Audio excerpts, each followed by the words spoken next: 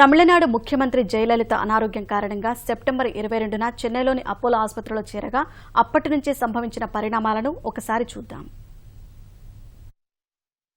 September 22 జ్వరం, dehydration సమస్యలతో తమిళనాడు ముఖ్యమంత్రి జయలలిత అపోలో ఆసుపత్రిలో చేరారు.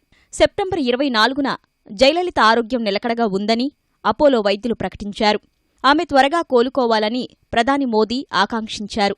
సెప్టెంబర్ 25న చికిత్స కోసం జయలలితను విదేశాలకు తరలిస్తున్నారనే వదంతులను అపోలో ఆసుపత్రి ఖండించింది. సెప్టెంబర్ 29న చికిత్సకు జయలలిత స్పందిస్తున్నట్లు ప్రకటించిన అపోలో ఆసుపత్రి మరికొన్ని రోజులు ఆమె ఆసుపత్రిలోనే ఉండాలని వెల్లడించింది. అక్టోబర్ 1న జయలలిత ఆరోగ్యంపై సామాజిక మాధ్యమాల్లో వస్తున్న వదంతులను అన్నాడీఎంకే వర్గాలు ఖండించాయి. ఆమె ఆసుపత్రి నుంచే అధికారిక కార్యకలాపాలు కొనసాగిస్తున్నారని ప్రకటించాయి.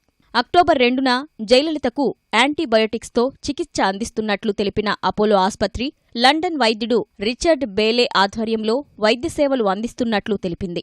అక్టోబర్ 6న ఢిల్లీ ఎయిమ్స్ నుంచి ప్రత్యేక వైద్య బృందం చెన్నై వచ్చి జయలలిత ఆరోగ్య పరిస్థితి పర్యవేక్షించింది. అక్టోబర్ 7న జయలలిత ఆరోగ్య పరిస్థితిపై ఒక ప్రకటన విడుదల చేసిన అపోలో ఆసుపత్రి ఆమె వెంటిలేటర్పై ఉన్నట్లు తెలిపింది. అక్టోబర్ 21న జయలలిత కోలుకుంటున్నట్లు అపోలో ఆసుపత్రి వెల్లడించింది. నవంబర్ 3న జయలలిత పూర్తిగా కోలుకున్నట్లు వెల్లడించిన అపోలో ఆసుపత్రి తన చుట్టూ ఏమి జరుగుతుందో ఆమె అర్థం చేసుకుంటున్నారని తెలిపింది.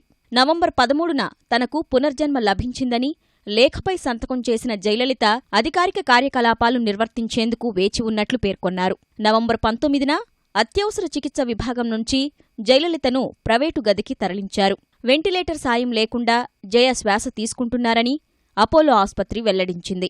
నవంబర్ 25న స్పీకర్ సాయంతో జయలలిత మాట్లాడగలుగుతున్నట్లు అపోలో ఆసుపత్రి తెలిపింది. డిసెంబర్ 4వ తేదీ ఉదయం జయలలిత పూర్తిగా కోలుకున్నారని, ఆసుపత్రి నుంచి డిశ్చార్జ్ అవుతారని అన్నాడీఎంకే ప్రకటించింది. ఆ రోజు రాత్రే ఆమెకు గుండెపోటు వచ్చింది.